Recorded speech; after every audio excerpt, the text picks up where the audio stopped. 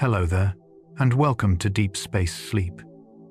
I'm glad you're here, settling into a moment where the world can quiet itself around you. Tonight, we're going to drift across thousands of years of human history, but not through battles or timelines or loud events. Instead, we'll explore the soft, steady heartbeat of civilizations, the calm ways people shaped their landscapes, observed the stars, built homes that breathed with the wind, and carried traditions through gentle repetition.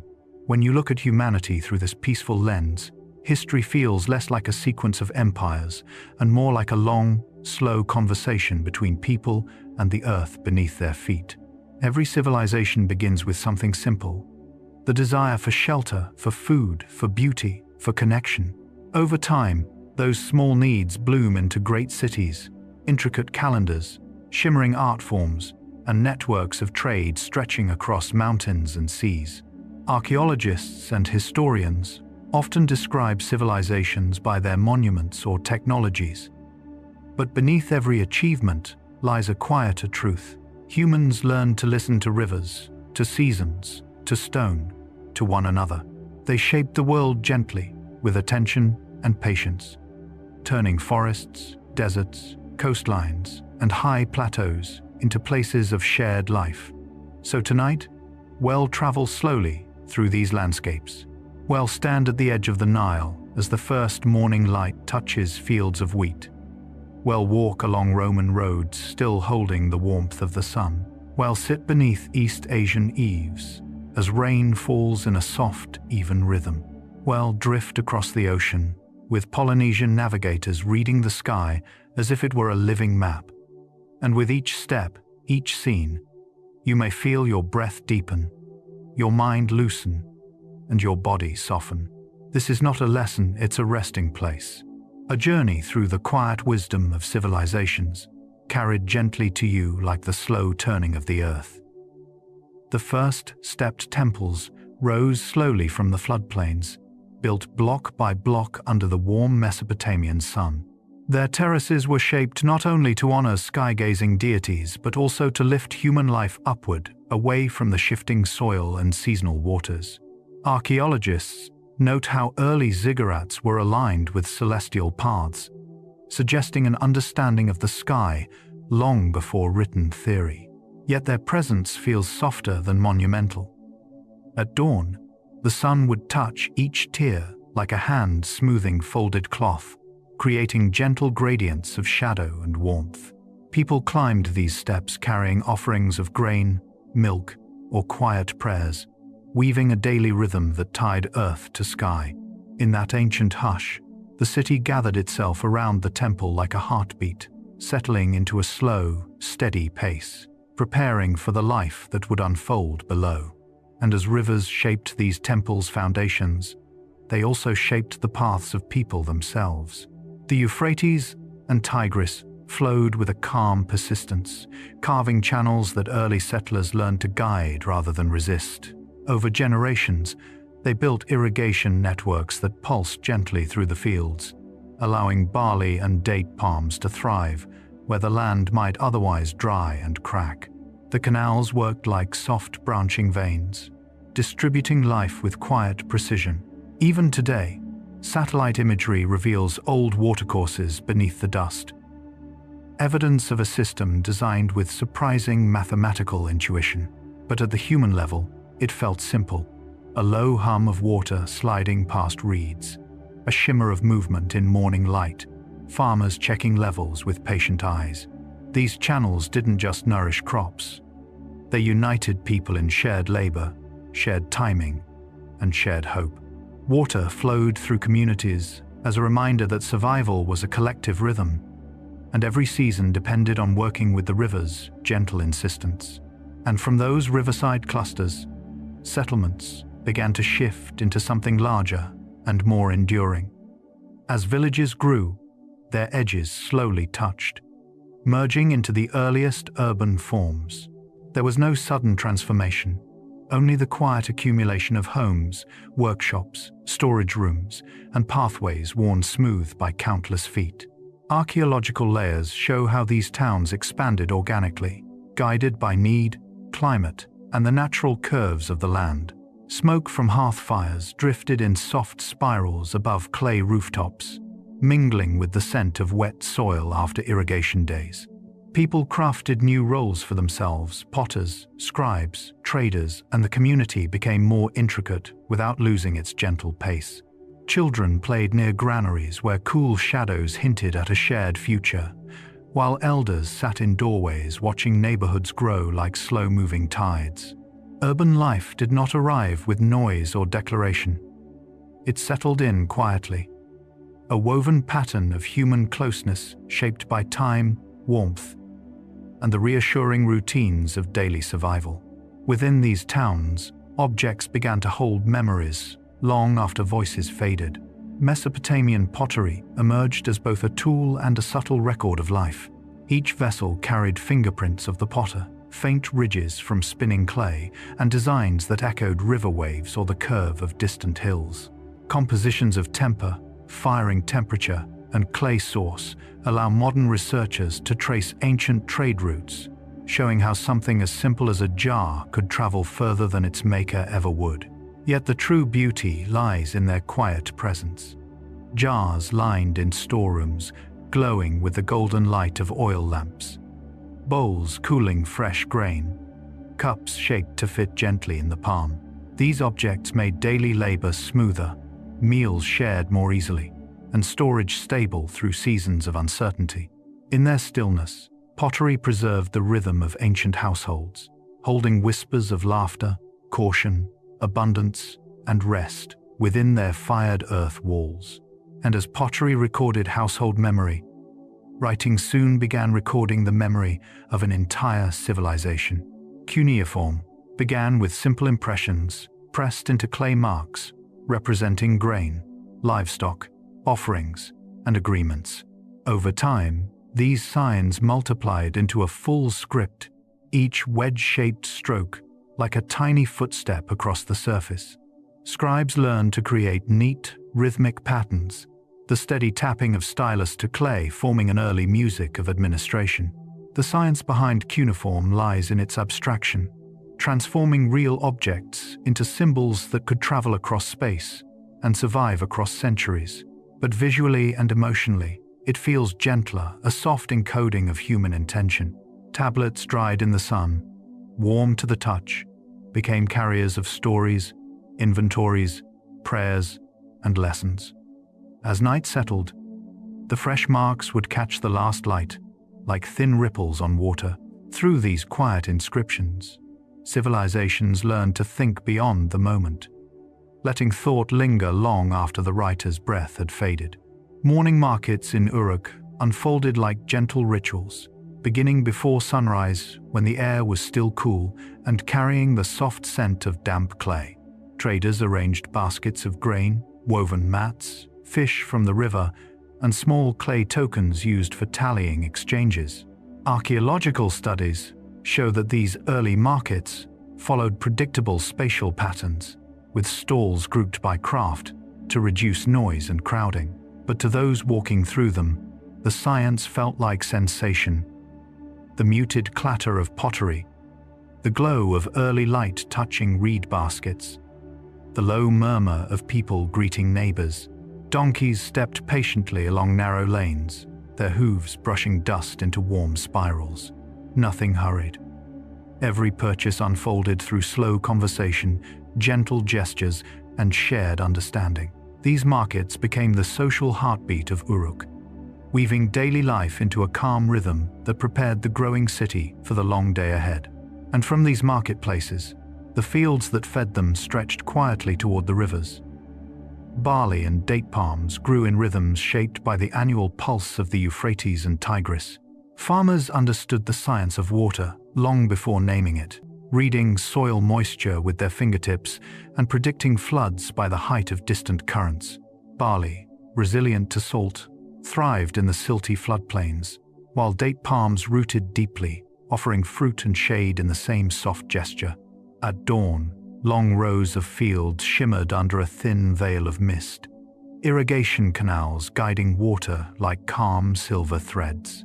Families worked together, adjusting sluice gates with slow movements, their footsteps sinking lightly into cooled earth. The harvest brought its own quiet rituals, bundles of barley drying in the sun, palm clusters lowered gently with rope. Agriculture did more than feed the city. It trained the community to move with natural cycles, letting the rhythm of water lead the rhythm of life.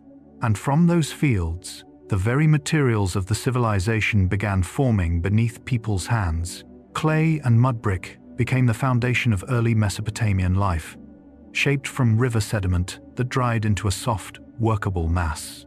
The science behind it is simple yet profound. Fine-grained alluvial clay binds tightly when mixed with straw, creating bricks that are light, insulating, and surprisingly durable in dry climates. Workers pressed them into wooden molds, leaving faint fingerprints that still survive after 5,000 years.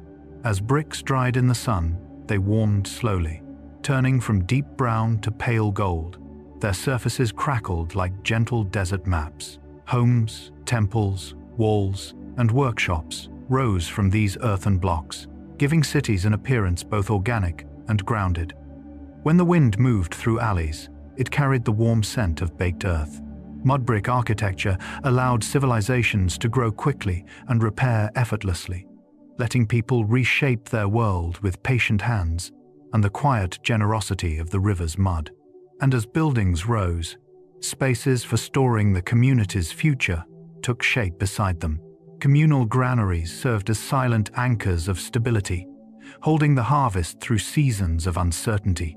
Built with thick mud brick walls to regulate temperature, these storage rooms protected barley and dates from moisture, pests, and sudden shortages. Archaeological sampling reveals how carefully grains were layered and aerated, showing early knowledge of preservation techniques that reduced spoilage. But in daily life, granaries felt more emotional than technical. Dim, cool interiors lined with woven baskets, the earthy scent of grain settling into stillness, and the satisfying echo of footsteps on packed floors. Villagers contributed portions of their harvest, trusting the structure and one another to bridge difficult months. Inside these quiet rooms, the city's heartbeat slowed into long-term rhythm, a reminder that survival depended not on individual strength, but on shared abundance.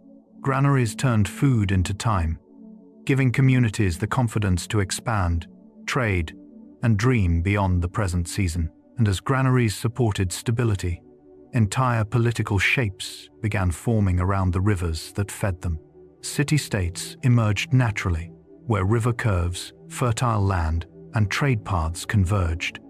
Rather than sudden creations, they grew like ecosystems slowly, inevitably guided by the geography of water. Uruk, Eridu, Lagash, and other early centers formed along channels where irrigation could spread widest, allowing population clusters to thicken and governance to take root.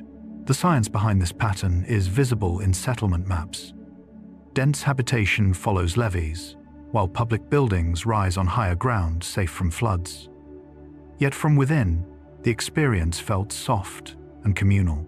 Boundary lines were not sharp walls, but gradual transitions from farmland to neighborhood. From canals to gathering spaces, people moved gently along worn paths, carrying grain, clay, stories, and expectations. As rivers meandered across the plain, human organization flowed with them, shaping a mosaic of early states whose borders breathed with the land. The rhythm of the Nile shaped Egypt with a softness rarely seen in ancient landscapes. Each year, the river rose with predictable grace, depositing dark, fertile silt across the floodplain. Modern hydrology confirms how these sediments enriched the soil, turning narrow desert borders into a long ribbon of life. But for those who lived there, the science felt like comfort. The slow swelling of water under the moon, the sound of reeds brushing together as currents shifted, the quiet anticipation that came with waiting for the flood. Farmers watched the river's color deepen, signaling renewal. Villages prepared baskets, tools, and shared labor, knowing abundance depended on timing rather than force. When the waters receded, fields glistened under sunlight, ready for barley, emmer, wheat, and flax. The Nile's pulse became the country's heartbeat, steady and reassuring, guiding daily rhythms, spiritual understanding, and the gentle continuity of Egypt's earliest communities. And at the center of that rhythm stood an idea of harmony more profound than law. The pharaoh embodied Ma'at, a principle of cosmic balance that shaped every aspect of Egyptian life. While modern scholars describe Ma'at as a socio-political stabilizer, ancient Egyptians felt it as an emotional truth. The world must remain aligned, steady, and just. In temples lit by filtered sunlight, priests offered incense that curled upward like quiet promises to preserve this order. The pharaoh's regalia, meticulously crafted, symbolized not power for its own sake, but responsibility, holding chaos at bay so that the Nile could rise, crops could grow, and people could rest without fear. Scenes carved into limestone show rulers presenting small statues of Ma'at to the gods, as if offering equilibrium itself. Through festivals, decrees, and rituals, the idea flowed gently through the kingdom, teaching that every action, large or small, contributed to the larger harmony sustaining all life along the river's edge. And this devotion to order shaped the greatest architectural undertakings the world had seen. The pyramids emerged from years of repetition, thousands of hands moving in calm, coordinated rhythm. Geological studies show that limestone blocks were quarried using copper tools and wooden sledges, transported across ramps whose angles were calculated to distribute weight evenly. Yet the emotional truth of pyramid building is quieter than the image of grand construction. Workers lived in nearby villages, eating bread baked in rows of clay ovens and drinking cool beer brewed from barley. At dawn, long shadows stretched across the desert floor as teams pushed sledges in unison, their footsteps forming soft patterns in the sand. The structure rose layer by layer, each stone settling into place with a muted thud. As the pyramid grew, it reflected sunlight in a gentle cascade, turning the horizon into a calm golden plain. Through patience, coordination, and the comfort of routine, these monuments became anchors of eternity. And while stone held memory through mass, writing held it through lightness. Hieroglyphs flowed across temple walls like quiet rivers of imagery. Each symbol, bird, reed, ripple, sun disk, carried layers of meaning, combining visual beauty with linguistic precision. Cognitive researchers note that hieroglyphs activate both language and image centers in the brain, making them uniquely expressive. But for ancient scribes, the script was more than communication. They mixed pigments from ochre, charcoal, and malachite, brushing characters onto papyrus with movements as gentle as breath. In tombs, the signs glowed softly under torchlight, creating scenes where gods, people, and the natural world moved together in harmony.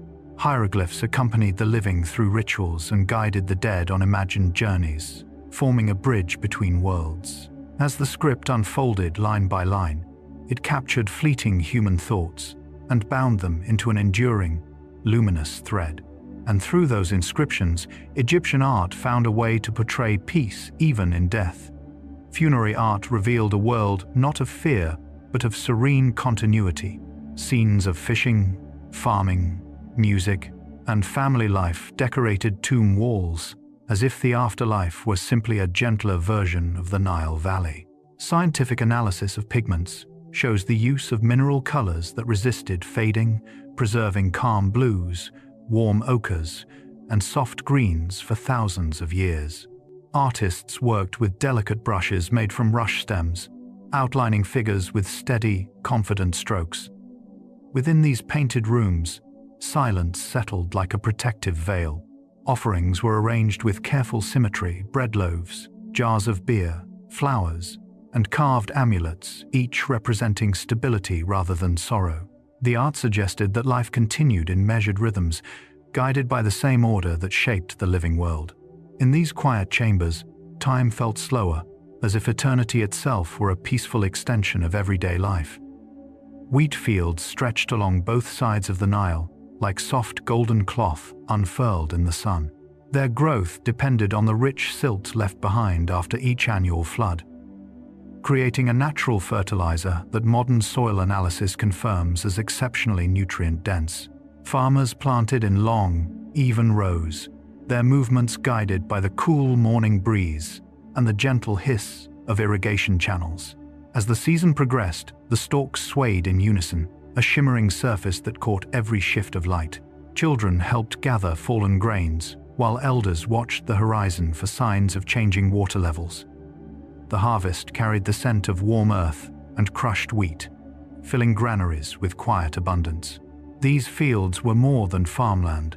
They were a visual heartbeat of the kingdom, reflecting the Nile's generosity through color, texture, and rhythm.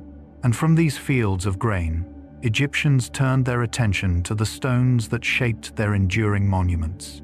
Stone cutting in ancient Egypt was a craft of extraordinary precision achieved through slow, deliberate practice. Workers used copper chisels, dolerite pounding stones, and wooden mallets to carve limestone, sandstone, and granite, following natural fault lines identified by careful observation. Geological studies reveal how the stone's crystalline structures guided each strike, making the process as scientific as it was artisanal. In quarries, the air vibrated with the soft echo of rhythmic tapping. Dust drifted like pale mist as blocks slowly emerged from bedrock, their surfaces warming under the desert sun.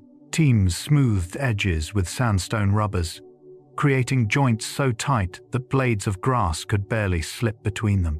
This patient work turned inert rock into fluid architecture, transforming cliffs and riverbanks into temples, columns, and statues that still catch the light with the same quiet dignity they held thousands of years ago.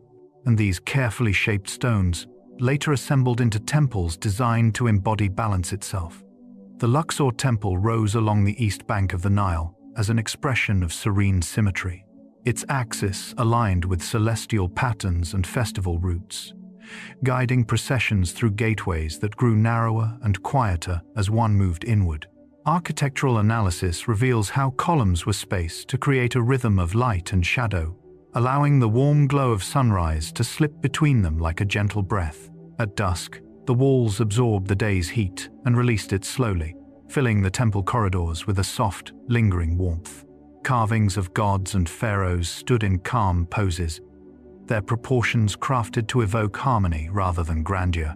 Visitors walking along the central path felt the architecture subtly shaping their pace, inviting stillness.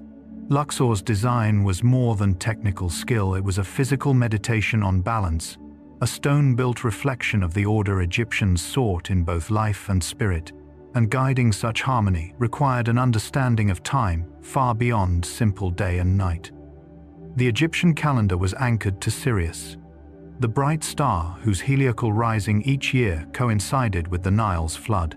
Astronomers observed this moment with meticulous care, marking it as the beginning of the new year. Studies show how their 365-day civil calendar emerged from correlating astronomical cycles with agricultural needs. Yet, for those watching, Sirius appear just before dawn. The science felt like quiet revelation. A single point of light, returning after months of absence, shimmering above the horizon while the world still slept. Priests recorded the event by torchlight, noting subtle differences in brightness and timing. The sky, river, and fields intertwined in a single rhythm, guiding, planting, harvesting, festivals, and rituals. Time in Egypt was not a mechanical sequence, but a gentle cycle of renewal, illuminated each year by the soft, steady glow of a distant star. And to preserve these cycles, a dedicated group of record keepers shaped the memory of the Nile. Priests documented floods and droughts with calm dedication, creating one of the earliest long-term environmental records in human history. Using ink made from soot and reeds cut from riverbanks, they recorded water heights, crop yields, and unusual celestial signs on papyrus scrolls stored in temple archives.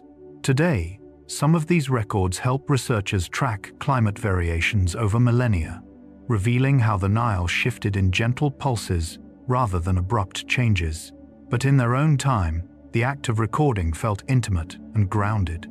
Priests listened for the river's murmurs at night, measured depths at dawn, and shared observations during communal meals.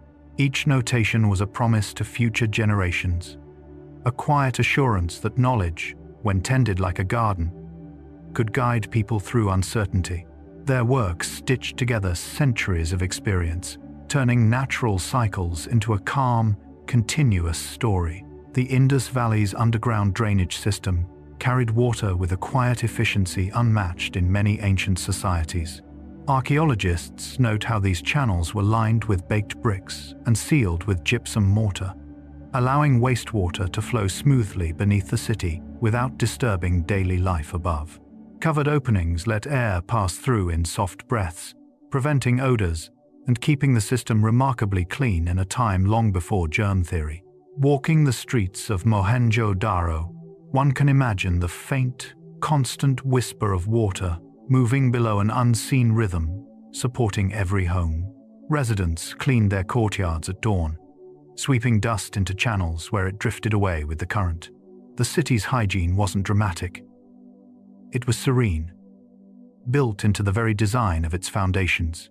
This invisible infrastructure allowed people to live with comfort and dignity, their routines unfolding gently above a network shaped by patience, foresight, and calm engineering. And above those hidden channels, the streets formed a peaceful and deliberate pattern. The grid layout of Indus cities unfolded like a quiet geometry across the plains.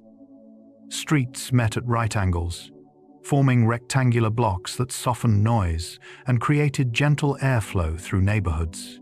Urban planners seemed to understand how sunlight fell across open spaces, aligning main avenues to catch morning light and narrow lanes to hold cool shade.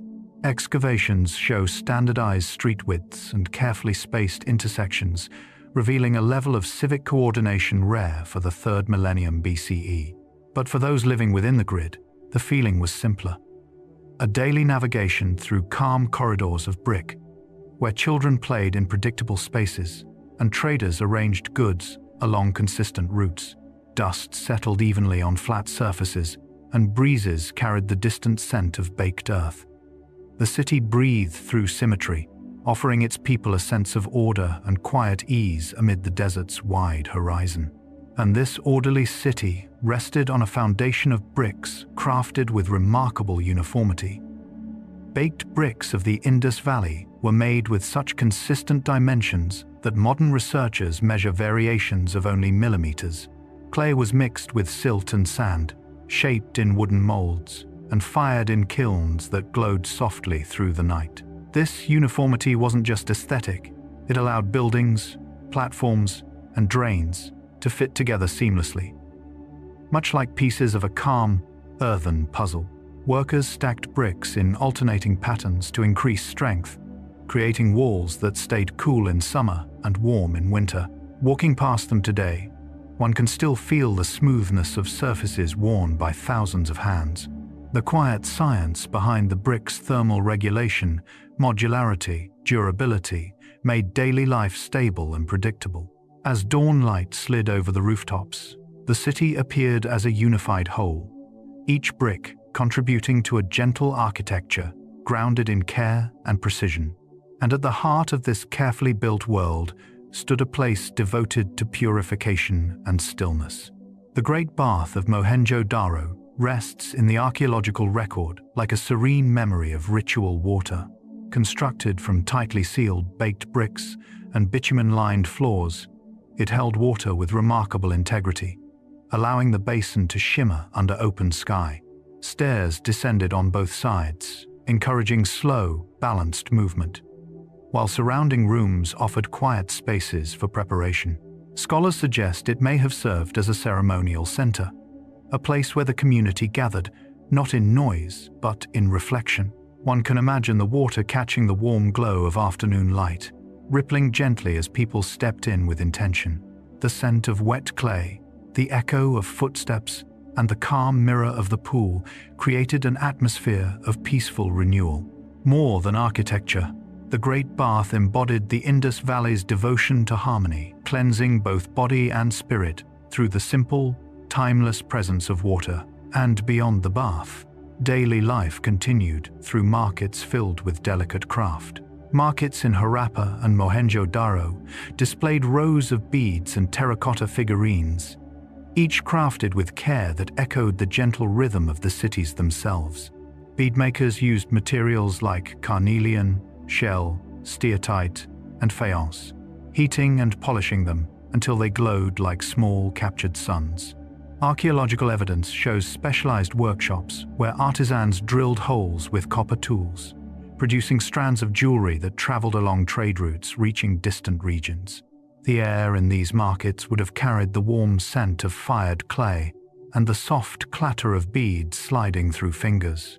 Terracotta toys, animal figures, and small household vessels were arranged in quiet patterns that invited slow browsing rather than hurried exchange. These marketplaces weren't chaotic centers, but calm gatherings where craftsmanship, color, and community mingled gently, completing the serene urban fabric of the Indus Valley. Flat-roofed houses of the Indus Valley caught the cool river breeze with a quiet elegance shaped by climate and observation. Built from uniform baked bricks, their roofs created usable open-air spaces where families dried grain, prepared food, or rested under the soft glow of evening light. Architectural studies show that many homes were oriented to maximize cross-ventilation, allowing the Indus winds to drift gently through upper windows and doorways. In summer, these breezes softened the heat. In winter, the thick brick walls held warmth, like a slow, steady breath. Children played on rooftops as adults worked below, their footsteps tapping lightly across surfaces warmed by the sun. At sunset, rooftops filled with muted conversations, woven mats, and flickering oil lamps. The design offered both shelter and openness, making each home a quiet partnership between human life and the natural rhythm of the river's air. And within these calm homes, small carved seals recorded identity and exchange. Steatite seals were crafted with delicate precision, transforming soft stone into tokens that carried meaning across the region.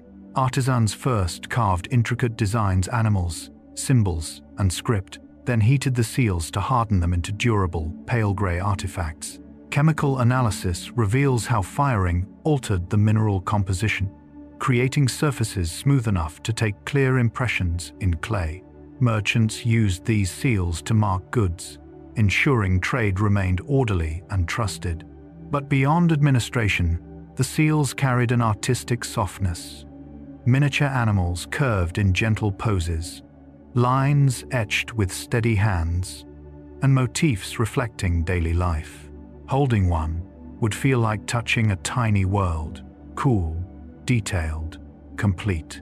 When pressed into damp clay, the impression remained crisp under sunlight, a silent message passed from maker to trader to traveler. These seals became signatures of a civilization that valued clarity, calm exchange, and quiet craftsmanship, and their goods often traveled to granaries that anchored the city's food security. Granaries stood beside major trade and administrative centers, forming a stable core for urban life. Built with thick walls and elevated floors, they protected stored grain from moisture, pests, and shifting temperatures. Archaeologists studying airflow systems in these structures note how carefully planned vents allowed crops to remain dry, preserving them through entire seasons. Inside, the scent of barley and millet settled into the cool shadows, a reminder of the cooperation that filled these vast rooms. Workers moved with slow, practiced steps, pouring grain from baskets into storage bays that echoed softly with each cascade. Placing granaries near commercial districts ensured smooth distribution. Food could travel quickly from storage to household, from harvest to market. Like quiet guardians of the city's well-being, these buildings held the promise of continuity, ensuring that even in uncertain years, the community would have enough to endure and thrive. And surrounding these granaries, art revealed how people saw the living world around them. Animal motifs carved into seals, pottery, and small figurines reflected a deep reverence for nature.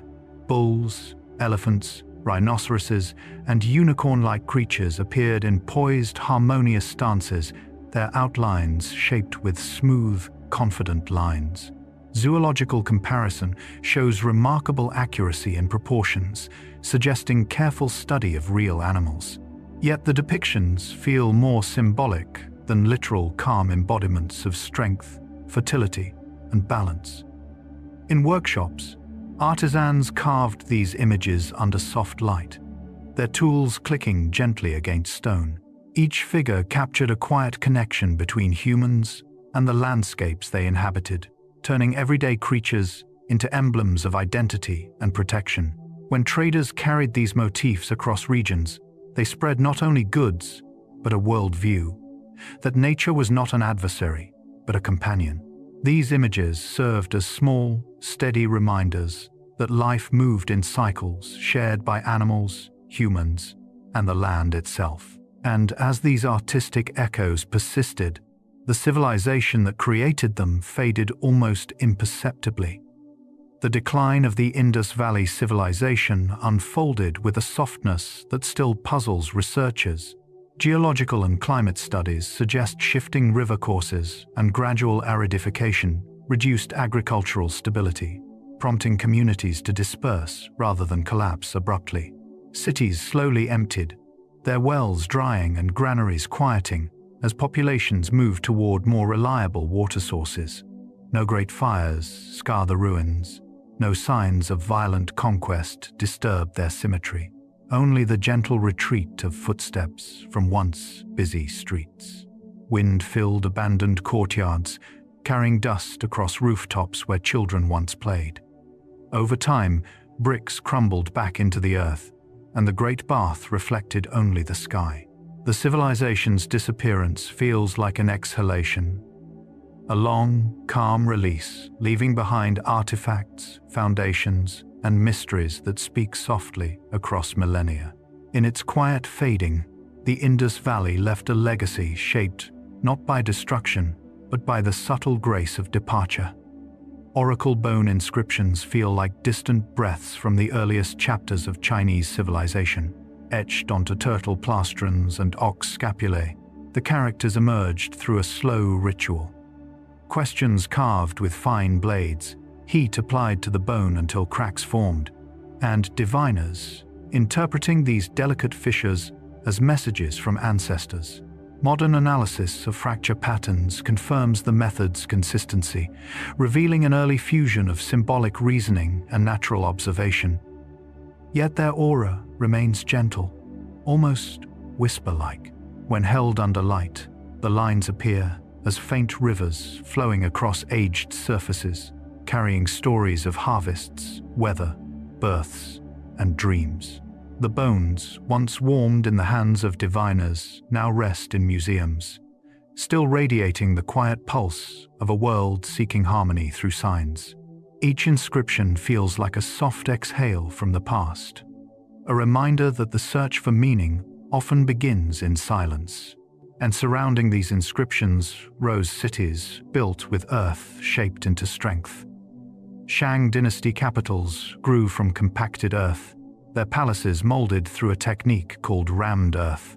Workers layered soil, sandstone fragments, and clay into wooden frames, pounding the mixture rhythmically with wooden tampers until it hardened into dense walls.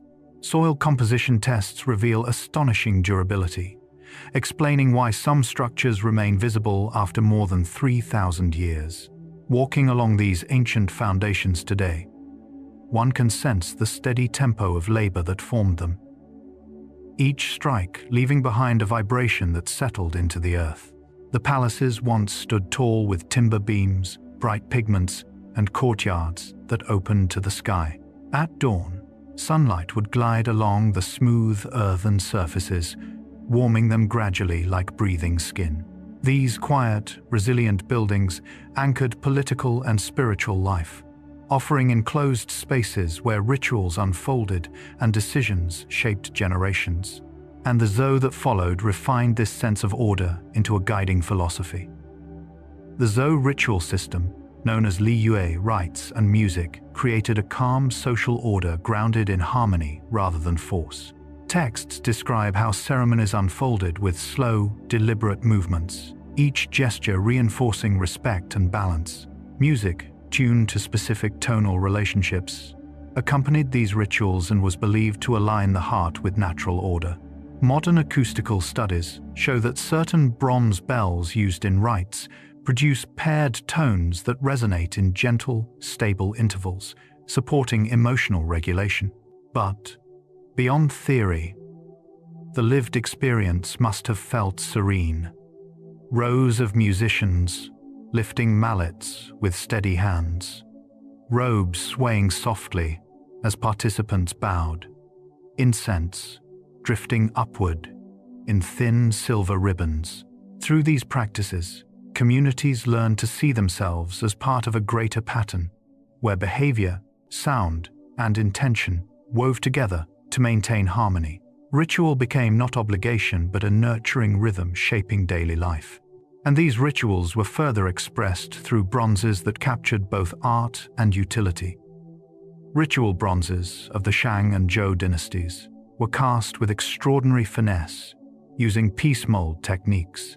Artisans carved intricate designs into clay molds, poured molten bronze within, and waited as the metal cooled into vessels of remarkable detail.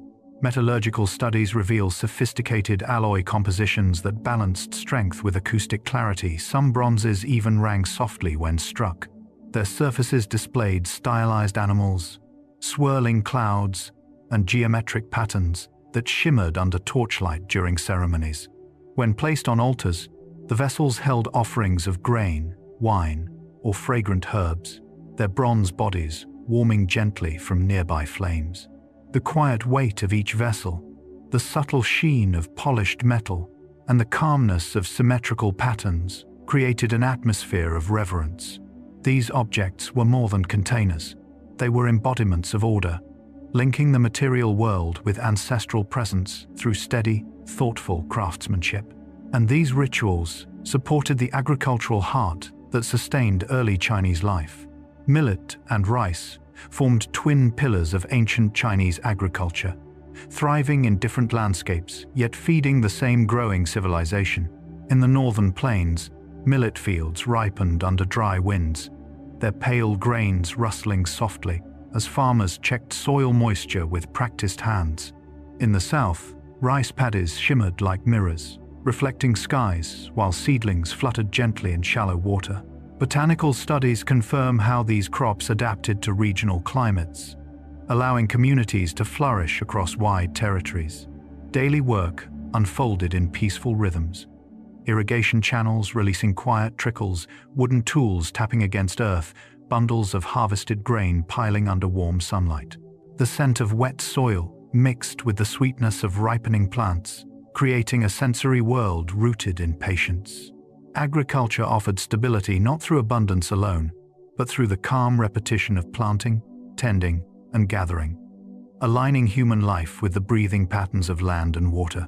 The Zhou Yi, or Book of Changes, offered an early attempt to describe the world's order through patterns rather than fixed rules. Its hexagrams, 6 stacked lines, broken or unbroken, formed a quiet symbolic language reflecting cycles of growth, decline, balance, and renewal. Later, mathematical studies show how these combinations create a binary-like system, hinting at subtle logical structures beneath ancient intuition.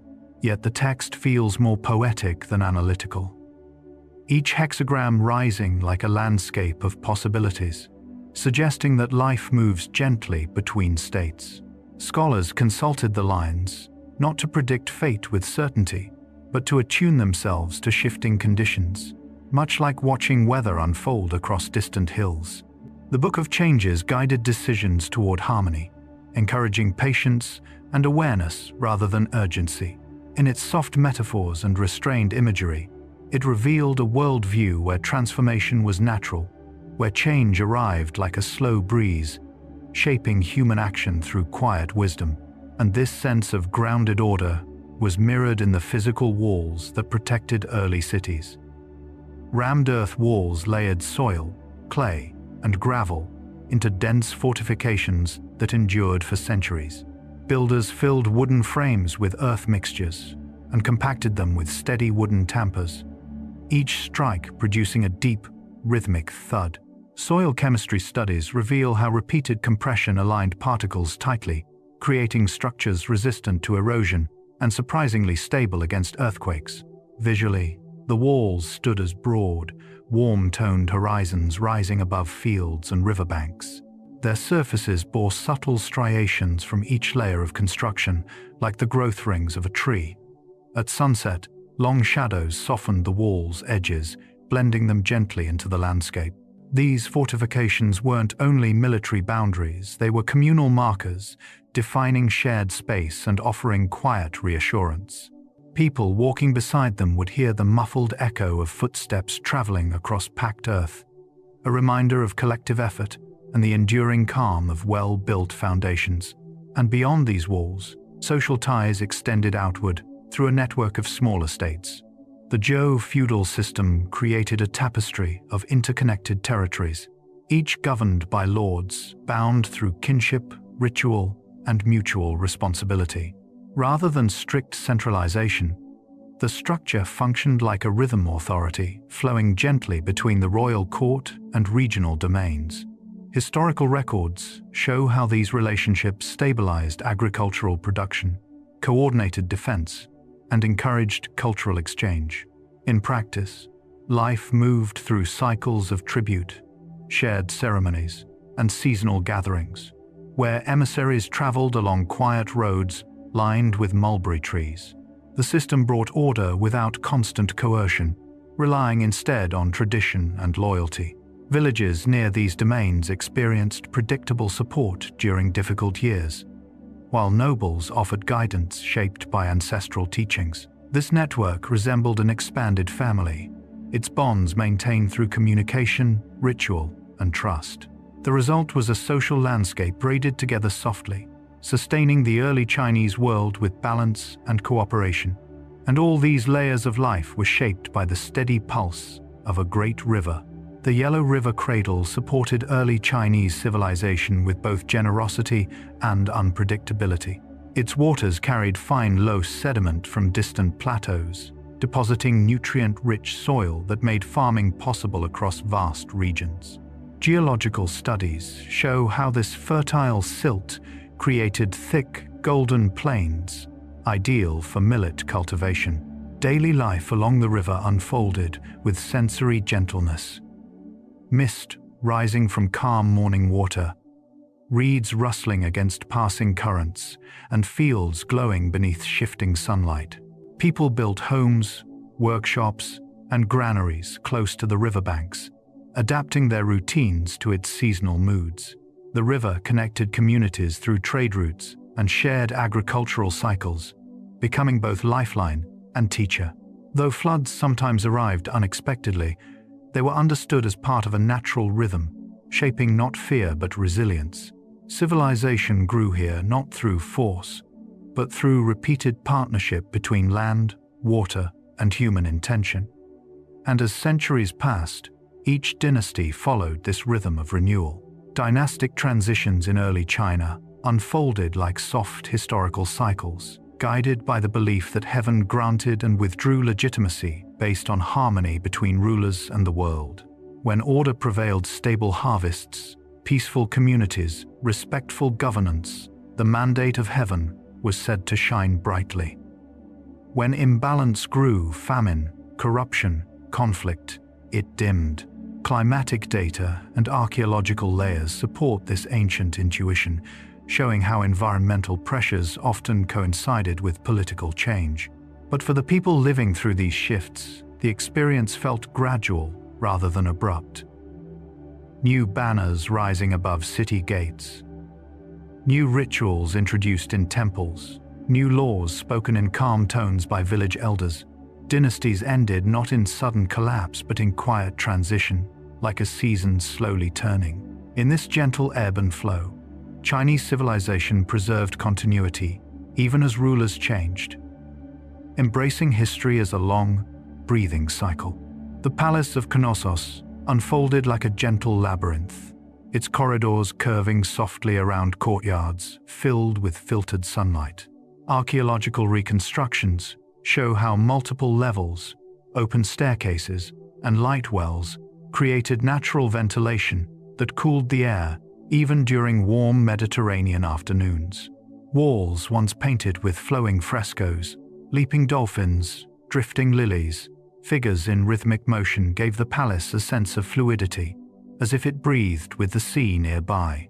Walking through its spaces, one would hear footsteps echo lightly against plastered floors, the hum of distant conversation drifting through colonnades, and the faint scent of olive oil from storerooms. The structure seemed designed not for defense but for movement and harmony, guiding residents through rooms that shifted gently between light and shadow. Knossos felt less like a fortress and more like an unfolding thought, open, airy, and shaped by a culture that valued beauty woven subtly into daily life.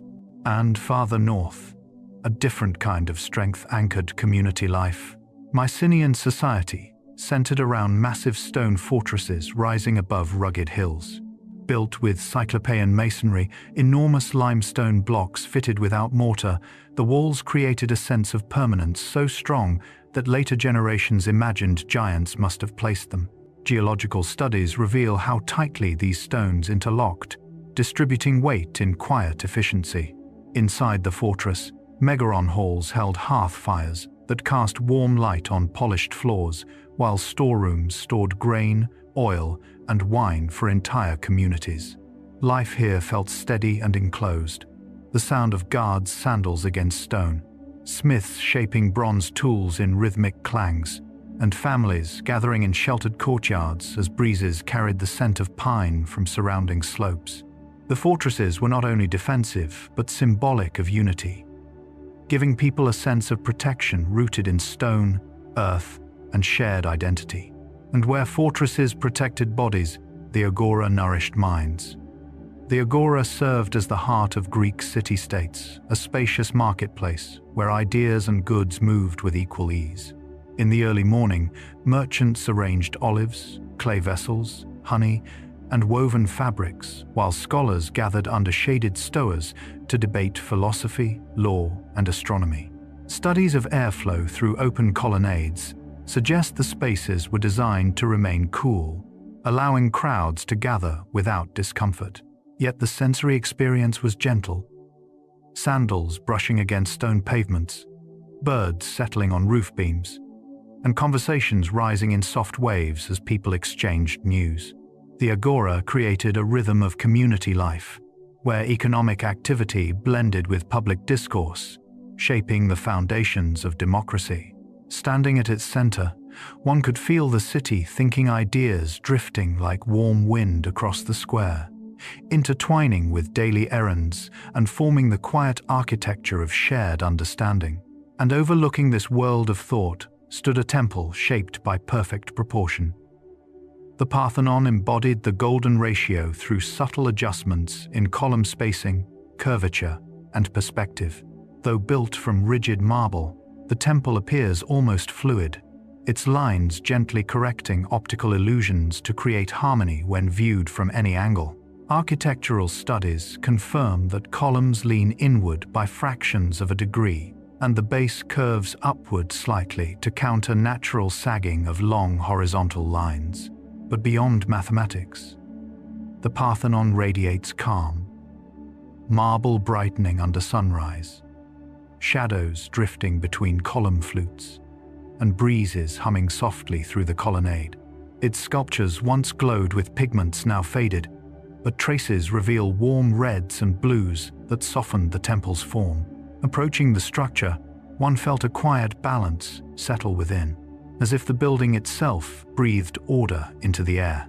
It stood not only as a monument to Athena, but as a meditation in stone on proportion, clarity, and serene beauty.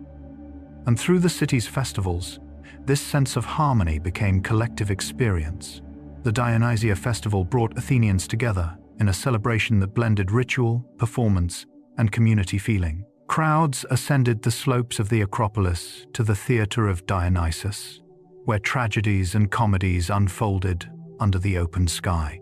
Acoustical studies show that the stone seating amplified voices naturally, allowing even distant whispers from the stage to travel gently across thousands of listeners. As plays explored human emotion, myth, and morality, the audience felt joined in shared contemplation. Torches flickered as evening performances began, casting warm light on marble steps and the surrounding hills. The festival created a rare stillness within the excitement, a moment where an entire city breathed together, absorbing art as collective reflection.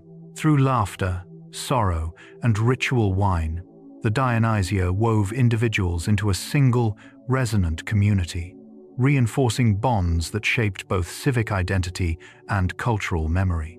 Greek sculpture grew from a careful, almost meditative observation of the human body.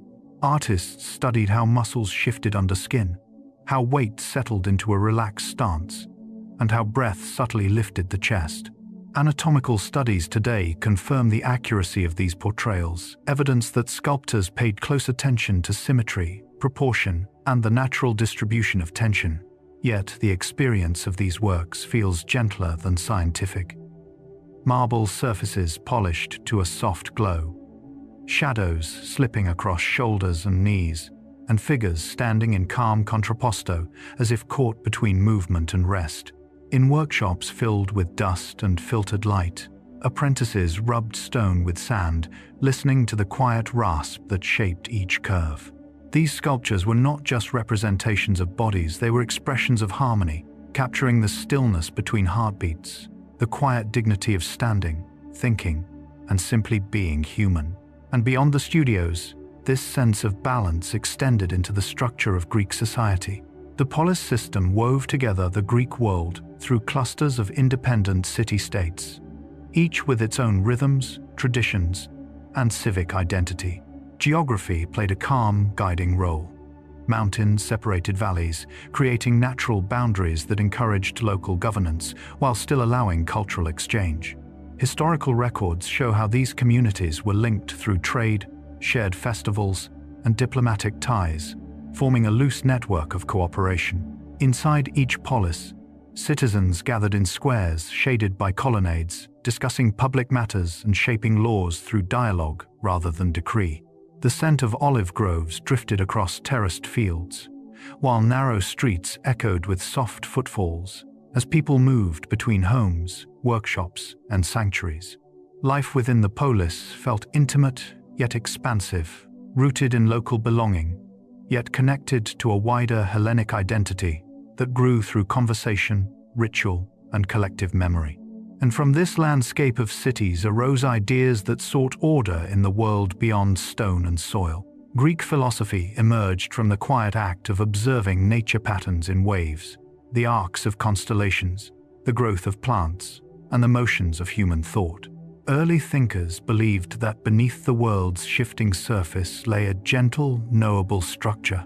Modern scholars still admire how these ideas anticipated scientific reasoning, identifying elements, proposing natural laws, and analyzing logic.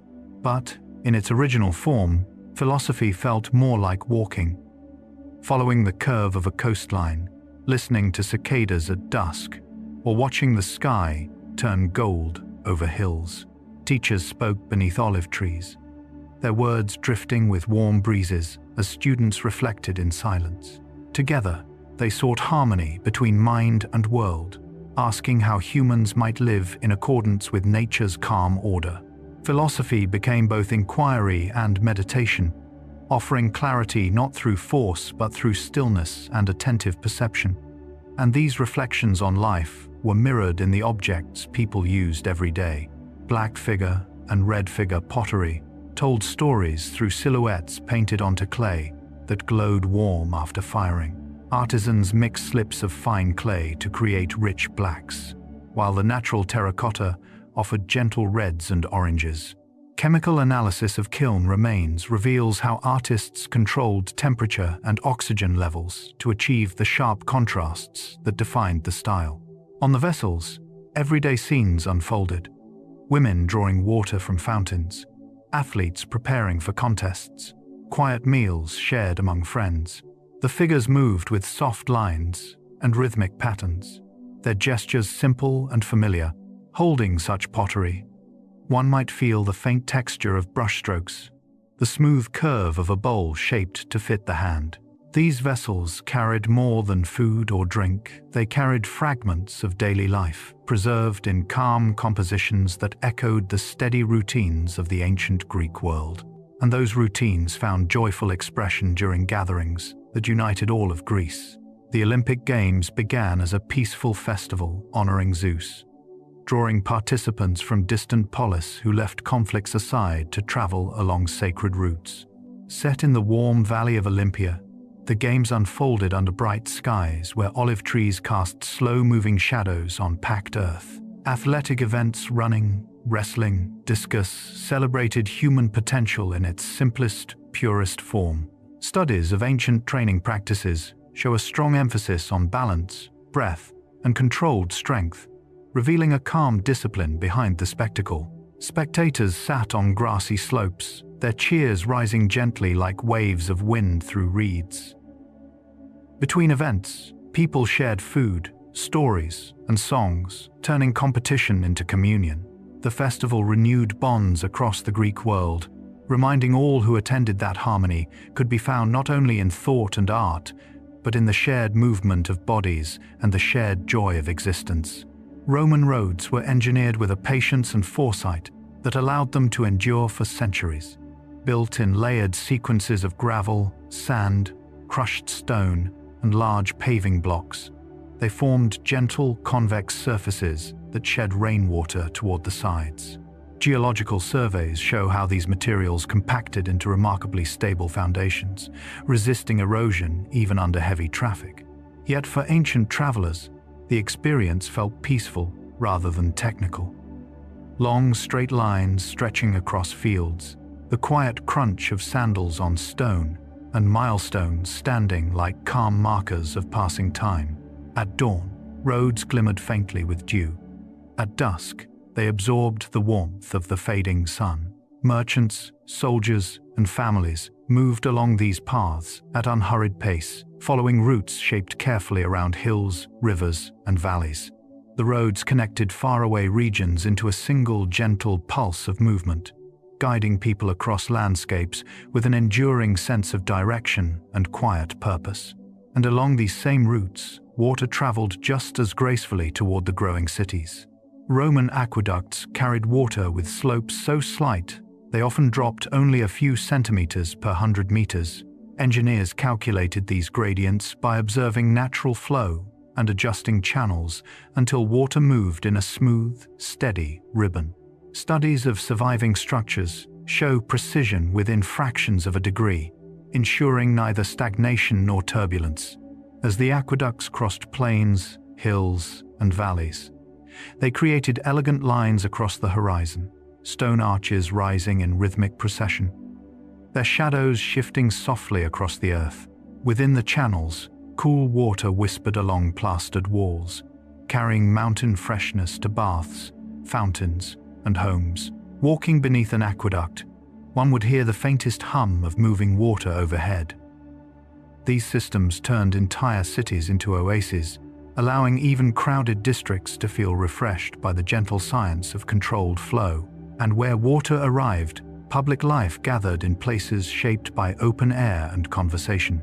The Roman Forum pulsed gently as the civic heart of the city, a broad plaza where trade, politics, ritual, and daily routine intertwined. Archaeological mapping reveals how temples, basilicas, and markets framed the space, creating shaded edges and open centers that encouraged movement and gathering. At first light, merchants arranged goods, olive oil jars reflecting sunrise, baskets of figs filling the air with sweet fragrance.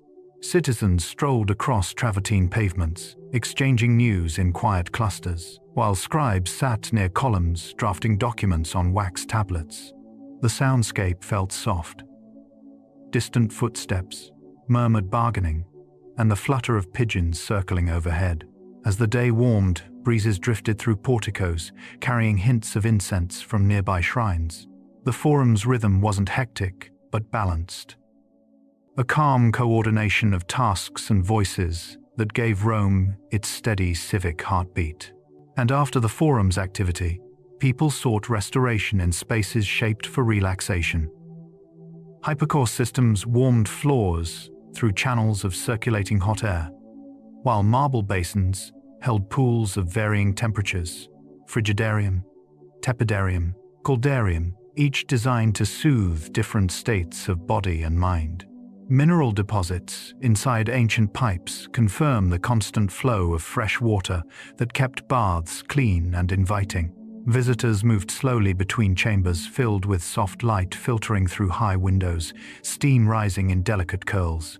Conversations echoed gently against vaulted ceilings, never loud, always softened by mist.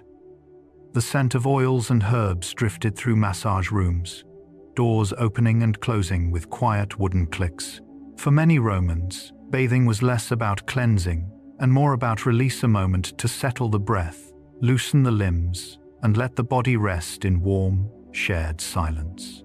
And these soothing spaces existed because Rome learned to shape stone into air and light. Arches and vaults expanded architectural space with a graceful logic grounded in compression and balance.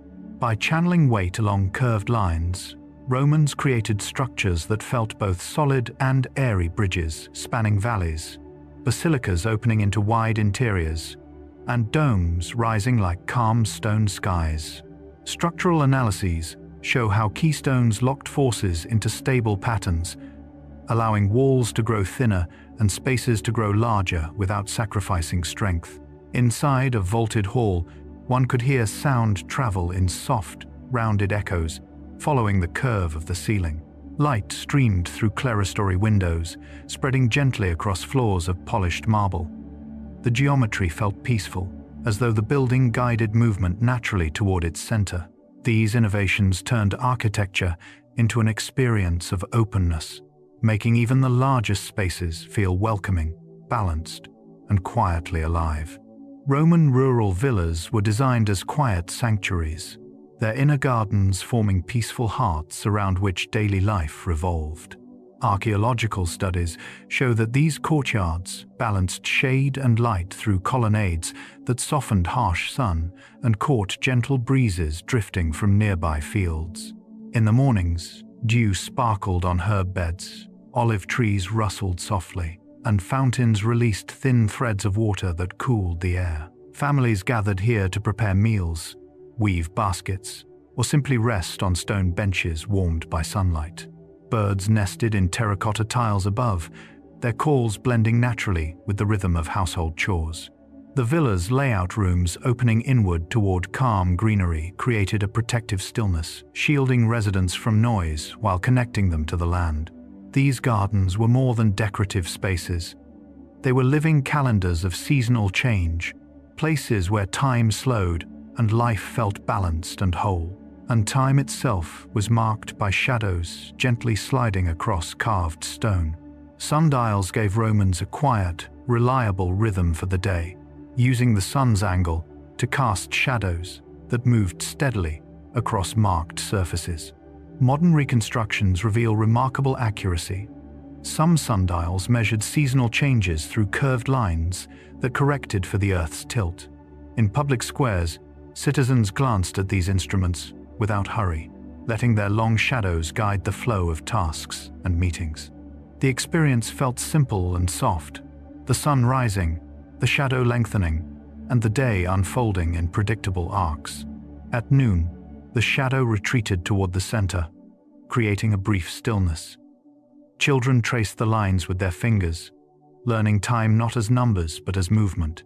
Sundials turned sunlight into gentle instruction, reminding everyone that life followed natural rhythms, and that each hour arrived not with urgency, but with quiet inevitability.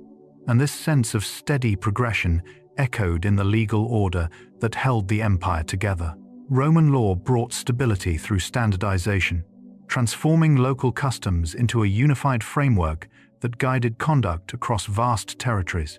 The 12 tables, legal commentaries, and later imperial decrees created clarity around property, contracts, inheritance, and civic duty. Scholars note how this system relied on rational principles rather than arbitrary rule, laying groundwork for modern jurisprudence. But for ordinary people, the law felt more like a dependable structure, something that allowed trade, family life, and community interactions to unfold peacefully. In shaded porticos, magistrates listened to disputes with measured calm, recording outcomes on wax tablets. Citizens gathered to hear announcements read aloud, their voices hushed as important words settled into the air. Law became a quiet promise of fairness, a stable foundation that allowed daily routines to continue without fear or confusion, gently weaving trust through every layer of society.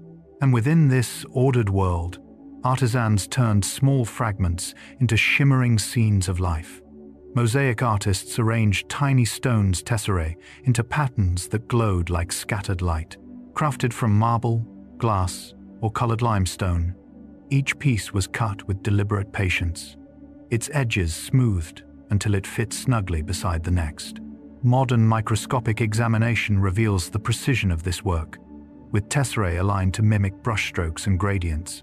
In Roman homes and public buildings, mosaics covered floors and walls with images of dolphins, vines, theatrical masks, and quiet domestic moments. As sunlight entered through windows, the surfaces sparkled softly, casting gentle reflections that shifted throughout the day. The act of creating a mosaic was almost meditative, selecting colors, placing stones, and watching images emerge from thousands of tiny decisions. These artworks captured the tranquility of Roman life, turning ordinary scenes into luminous memories preserved beneath the passing footsteps of centuries. And through these artistic, legal, and architectural threads, Roman influence traveled far beyond its borders. Rome spread its civilization through vast networks of roads, ports, and trade routes that connected distant regions in smooth, continuous movement. Archaeological evidence shows goods like glassware, wine, olive oil, and ceramics reaching Britain, North Africa, and the Near East, carried by merchant ships that followed seasonal winds across calm or restless seas. Along these routes, ideas moved quietly to architectural styles, engineering principles, languages, and beliefs blending gradually with local cultures. Travelers arriving in foreign towns found familiar layouts, forums, bathhouses, and amphitheaters, echoing the structure of Rome itself. The empire's influence radiated not through force alone, but through steady exchange, like warm currents drifting through a wide ocean. This gentle diffusion shaped the ancient world, allowing distant communities to share in a collective rhythm of knowledge, craft, and well-being. Stepped pyramids rose across Mesoamerica like layered mountains shaped by human hands, their broad terraces climbing gently toward the sky. Unlike the smooth-sided pyramids of Egypt, these structures expanded outward with each level, creating platforms where rituals, gatherings, and astronomical observations unfolded. Archaeological surveys reveal precise alignments between pyramid axes and celestial events, showing how builders blended engineering with skywatching traditions. Yet the experience of approaching one feels softer than its monumental scale suggests. Warm stone beneath sunlight, the scent of grass carried by afternoon winds, and shadows stacking slowly along each tier as the day drifts toward evening. Climbers ascended in unhurried steps, pausing to look over plazas where marketplaces buzzed quietly below. These pyramids were not meant only as tombs or monuments. They served as elevated stages connecting earth and heavens, letting communities feel the sky rest just a little closer to the world they inhabited. And from these high platforms, the Maya looked upward with a deeper purpose. The Maya calendar emerged from long, patient study of the heavens, mapping celestial cycles with remarkable accuracy. Scholars today confirm that Maya astronomers tracked the movements of Venus, the Sun, and the Moon, refining predictions across generations. Their long-count calendar expressed time as vast, unfolding cycles rather than linear progression. But in its original context, the knowledge felt intimate. Priests observing sunrise from temple staircases, noting the exact moment light touched carved stone. Nights spent watching Venus shimmer above the horizon, and scribes painting glyphs onto bark paper codices under the glow of oil lamps. Time moved like a tide, gentle, rhythmic, and interconnected with agricultural seasons and ceremonial life.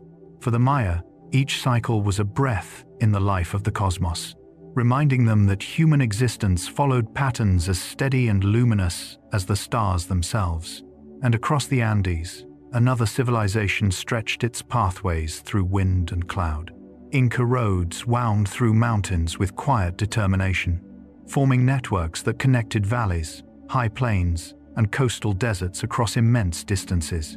Built from stone, packed earth, and carefully placed retaining walls, these paths followed natural contours, allowing travelers to move with the landscape rather than against it. Geological studies show how drainage channels and switchbacks stabilized the routes against erosion, even in steep terrain. Walking these roads felt like traversing a world suspended between earth and sky. Mist curling around cliffs, llamas stepping carefully along narrow ledges, and snow-capped peaks rising in silent guardianship. Tambos way stations along the routes offered rest, water, and warmth, their adobe walls glowing softly at sunset. These roads were not merely infrastructure, they were lifelines of empire, stitching together communities through shared movement and gentle persistence. And where roads climbed, agriculture followed with ingenuity shaped by elevation. Terraced fields, carved into Andean slopes, created calm, layered worlds where crops could thrive despite thin air and steep terrain. Stone retaining walls captured soil and moisture, while variations in altitude generated microclimates that supported potatoes, quinoa, maize, and medicinal plants. Modern agronomic studies confirm how terraces reduced erosion and regulated temperature, allowing farmers to cultivate high-altitude landscapes with remarkable stability. At dawn, these terraces glowed with shifting bands of light, each level catching a different shade of gold. Farmers moved slowly along narrow paths, their tools tapping softly against earth held in place by centuries-old walls. Irrigation channels murmured through the terraces, bringing meltwater from distant peaks. Agriculture here felt less like conquest of the land and more like partnership. Each terrace, a step where humans and mountains worked together in quiet resilience. And this harmony between land and sky found its grandest expression in the planning of ancient cities. Teotihuacan's vast urban grid unfolded around a central axis, aligned with astronomical markers, suggesting a world view where architecture, ritual, and the cosmos intertwined. The Avenue of the Dead stretched in a long, steady line, guiding visitors past towering pyramids and spacious plazas. Archaeologists studying orientation patterns note correlations with the Pleiades and the Sun's zenith passage, indicating deliberate celestial design. But to someone walking its length, the science dissolved into sensation. The sound of footsteps echoing across open stone, the scent of incense drifting from temples, and the distant hum of marketplaces alive with quiet trade. Buildings rose in clean geometric forms, softened by time into gentle edges. From elevated platforms, one could watch clouds slide slowly over the mountains, encircling the city. Teotihuacan felt like a meeting place of worlds, where the measured movements of stars shaped the measured movements of daily life. The Olmec stone heads sit in fields and forests like quiet sentinels, their features carved with a calm intensity that has endured for 3 millennia. Each basalt boulder was transported over great distances, sometimes more than 80 kilometers, before artisans shaped them using stone tools and sand abrasion. Geological studies show that their surfaces were polished to a gentle sheen, suggesting both patience and ritual significance. Standing before one, the experience feels almost contemplative. Broad cheeks catching soft sunlight, lips set in a serene curve, and eyes gazing outward, as if watching time drift slowly across the landscape. Moss gathers in shallow grooves. Rainwater darkens the stone, and birds sometimes rest atop their rounded crowns. These heads were more than portraits. They were anchors of identity and guardianship, embodying a steady, enduring presence within the vast, humid world of the early Mesoamerican lowlands. And surrounding these sculptures, seasonal rituals shaped the rhythm of daily life. Agricultural ceremonies across Mesoamerica intertwined planting cycles with devotion to the sun, whose rising and setting guided the timing of work and prayer. Archaeological calendars and temple orientations show how communities tracked equinoxes to predict rains and prepare fields. At dawn, during planting season, families gathered near altars where incense curled into the warm air, and maize seeds were sprinkled with offerings of water or flower petals. The sun's first light touched the horizon and illuminated carved stones, signaling the beginning of another agricultural year. Drums and rattles sounded softly, blending with bird song and the rustle of young crops. These rituals did more than invoke divine favor. They created shared emotional grounding, a moment when everyone paused to acknowledge the fragile, generous balance between earth, weather, and human hope. Through these ceremonies, life felt aligned with a cosmic rhythm both gentle and reassuring. And in the high Andes, another method of preserving knowledge unfolded through threads and knots. Quipu, the Inca system of knotted cords, recorded information through texture, spacing, and color rather than written symbols. Modern mathematical studies show how Quipu encoded numerical data using base 10 positional values, allowing administrators to track harvests, census counts, and storehouse inventories across vast territories. Yet the tactile nature of Quipu gives it a softer, more intimate character. A keeper of the cords, or Quipu Kamayok, would run fingers along strands dyed in earthy reds, deep blues, and sun-washed yellows, feeling each knot as a quiet unit of meaning. The cords swayed gently in mountain breezes, their fibers absorbing scents of smoke, wool, and open air. In a world without written script, Quipu transformed memory into something touchable, a woven language carried from village to village by careful hands. It preserved order through sensation, turning knowledge into a calm, enduring thread within the empire's vast, vertical landscape. And where information traveled by knots, goods, and voices gathered in orderly harmony. The central market of Tenochtitlan thrived with a level of organization that impressed even early Spanish chroniclers.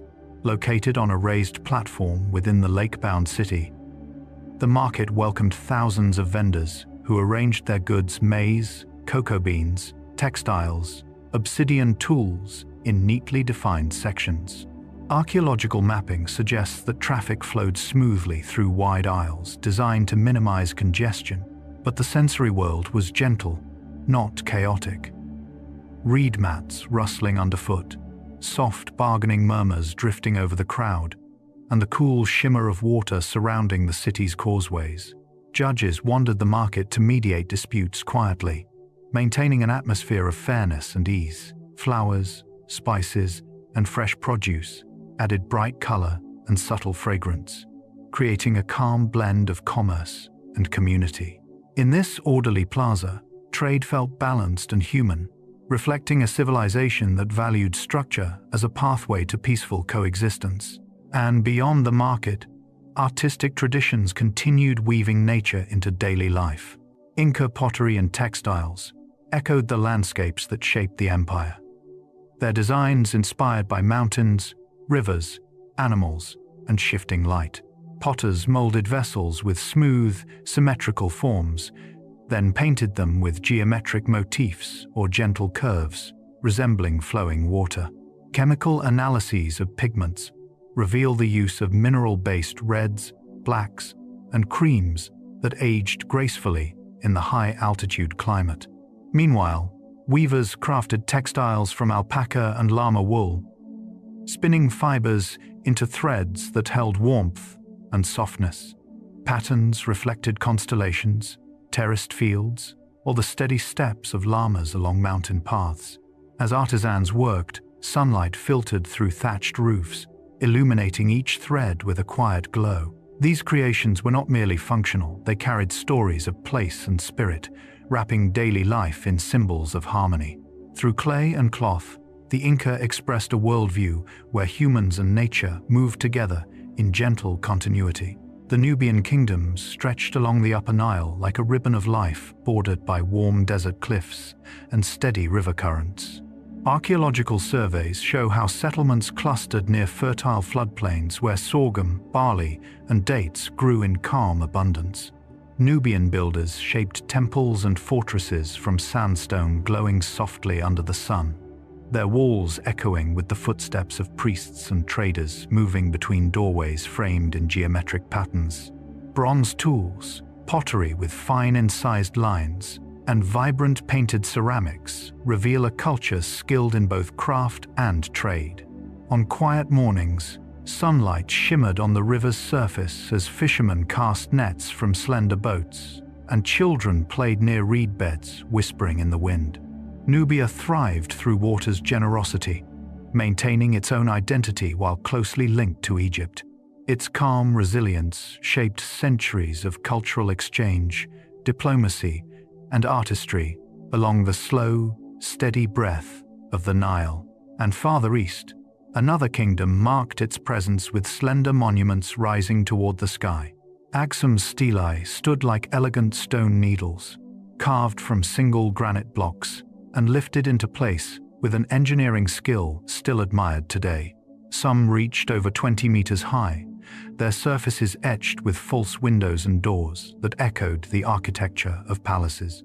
Studies of quarry marks and transport routes reveal sophisticated planning teams, shaping, hauling, and raising monoliths with coordinated effort. Yet standing beneath one, the sensation is quiet and contemplative. Sunlight gliding along flat plains, shadows lengthening in the cool morning air, and the faint scent of incense drifting from nearby churches. These stelae marked graves or sacred spaces, offering a vertical connection between earth and the divine. Aksum's influence stretched through Red Sea trade routes, but its monuments remain its most serene legacy still, towering and profoundly peaceful against the highland sky. And west across the sea, a maritime empire shaped its world through movement. Carthage flourished as a hub of Mediterranean trade, its harbors designed with precision that impressed ancient historians. The circular military harbor, or Kothan, featured docks arranged in quiet symmetry, while the outer commercial harbor bustled with merchants, exchanging goods from Iberia, Egypt, Greece, and beyond. Archaeological evidence of amphorae, metalwork, and purple dye workshops reveals the city's economic reach. But the sensory experience would have been softer than its reputation for power. Waves brushing gently against stone quays, sails rustling as ships arrived at sunrise, and traders greeting one another with calm familiarity.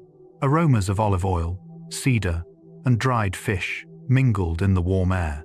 Carthage's network connected coasts through predictable winds and steady currents, creating a world where commerce flowed like water, smooth, rhythmic, and quietly transformative.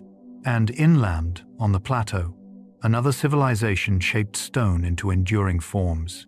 Great Zimbabwe rose from granite hills, its dry stone walls curving like the natural outcrops around them. Built without mortar, the stones were shaped and stacked so precisely that even today they rest in balanced silence. Archaeologists studying tool marks note how builders selected blocks with natural fitting surfaces, creating smooth, sweeping enclosures that guided movement and perhaps ceremonial processions. Walking along these walls feels like moving through a stone forest, cool shadows falling in narrow passages, birds calling from above, and warm light catching the edges of granite surfaces. The great enclosure, with its tall, tapering walls, evokes both strength and softness, monumental yet organic. As if it grew from the earth itself, the city thrived as a center of trade in gold and ivory, but its architecture remains its gentlest testament. expressing harmony between human intention and natural stone. And across the vast desert, landscapes shifted in ways that shaped entire cultures. The Sahara was once a green mosaic of lakes, grasslands, and migratory pathways. Its humid phases, documented through sediment cores and ancient rock art. Around 10,000 years ago, monsoon patterns shifted northward, turning the desert into a gentle savanna, where herders moved with cattle across wide plains. Scenes painted on cave walls depict swimming figures, wildlife, and peaceful gatherings that unfolded beneath a sky far wetter than today. As climate patterns gradually dried, communities followed retreating water sources, leaving behind quiet traces, broken pottery, hearthstones, and pastoral engravings. The transformation was slow, like a long exhale of the land, guiding people southward toward the Sahel and Nile regions. The Sahara's green past shaped migration routes, trade connections, and cultural blending, revealing a world where human movement followed climate with calm adaptation rather than abrupt displacement. The trans-Saharan trade routes formed gentle arcs across West Africa, linking regions rich in gold with northern markets hungry for its brilliance. Caravans followed paths shaped by wind, terrain, and the quiet logic of survival, stopping at oases where water shimmered beneath palms. Archaeological studies of abandoned way stations reveal storage pits, hearths, and traces of metalworking, evidence of communities that grew around the steady rhythm of exchange. Salt slabs from desert mines traveled south, stacked carefully on camel saddles, while gold dust moved north in small leather pouches tied with careful knots. Yet the experience of the journey felt slow and meditative, footsteps sinking softly into warm sand, stars guiding travelers at night, and the whisper of dunes shifting with the wind. These trade networks carried not only goods, but also stories, beliefs, and gentle cultural blends, shaping a region bound together by quiet movement across vast golden seas. And where these routes crossed more settled lands, cities emerged around the most precious resource of all. Ancient Arabian towns often blossomed around deep wells or natural springs, their growth radiating outward in soft concentric rings. Water determined everything: market squares, inns for travelers, shaded courtyards, and clusters of mud brick homes cooled by narrow alleys that funneled breezes. Studies of early hydraulic systems show how wells were reinforced with stone linings to stabilize walls and ensure long-term use. At dawn, villagers lowered clay jars tied to woven ropes, listening to the cool splash echo from the depths. The air carried scents of dates drying on mats, incense drifting from small shrines, and bread baking in clay ovens. These towns thrived not through grandeur, but through balanced life, organized gently around water that arrived in steady, life-giving pulses. The well became both heart and anchor, drawing people into community and sustaining them through the desert's quiet vastness. And across the Sahel, builders shaped earth into architecture that breathed with the climate. Sahelian mud architecture relied on sun-dried bricks, wooden support beams, and annual replastering rituals that kept buildings cool and alive. Thermal studies show that thick earthen walls absorb heat during the day and release it slowly at night, creating natural temperature regulation ideal for harsh environments. These structures rose in warm, organic forms: rounded corners, tapered towers, and facades decorated with rhythmic patterns. During the replastering season, entire communities worked together, smoothing wet clay onto walls as children played nearby and birds perched on timber beams. The soundscape was soft, clay slapping gently, water splashing from gourds, and murmured conversation weaving through the air. Mosques and homes appeared to melt slightly into their surroundings, harmonizing with the desert rather than resisting it. In the Sahel, architecture was not static stone, but living earth shaped by many hands over many seasons. And just as earth held memory, so too did the spoken word. Classical Arabic poetry preserved the emotional landscape of nomadic life, its journeys temporary shelters, and quiet observations of wind, stars, and shifting sand. Linguists note how its strict meters created musical regularity, allowing verses to be memorized and carried across vast distances. At night, poets recited around campfires, sparks rising into cool air as listeners leaned closer to catch each line. The poems blended imagery of grazing camels, moonlit dunes, and distant mountain silhouettes with reflections on loyalty, longing, and honor. In this oral tradition, memory moved like breath, passed from elder to youth, from one tented settlement to the next. The desert amplified the intimacy of each recitation. Stillness surrounding the voice, quiet sands absorbing every word. Poetry became both archive and compass, guiding communities through time with gentle wisdom. And guiding their physical journeys was the animal perfectly adapted to desert rhythms. Camels transformed caravan travel by offering endurance, calm temperament, and the ability to move long distances with minimal water. Studies of their physiology reveal how specialized blood cells, fat-storing humps, and heat-resistant coats allow them to thrive in extreme temperatures. But to the people who traveled beside them, camels brought a soothing reliability. Their padded feet pressed softly into sand, creating a slow, rhythmic sway that lulled travelers into meditative cadence. Bells tied to their harnesses jingled lightly, marking time in gentle intervals. Caravans stretched across dunes like moving constellations, connecting oases, markets, and distant kingdoms. As night fell, camels knelt quietly beside low fires, steam rising from their breath into the cooling air. They became the living bridges of the desert, carrying goods, stories, and friendships across spaces that would otherwise remain silent and unconnected. Constantinople's triple walls rose in calm, layered strength, forming one of the most sophisticated defensive systems of the medieval world. Archaeological studies show how the outer moat, middle wall, and towering inner barrier worked together to absorb impact, redirect force, and slow approaching armies. Yet walking along these fortifications in quiet moments, one would feel not fear but reassurance. Wildflowers grew between ancient stones, birds nested in crevices, and breezes drifted through arches once filled with watchmen's silhouettes. At sunrise, the limestone surfaces warmed to soft gold, and shadows from towers stretched gently across the valley below.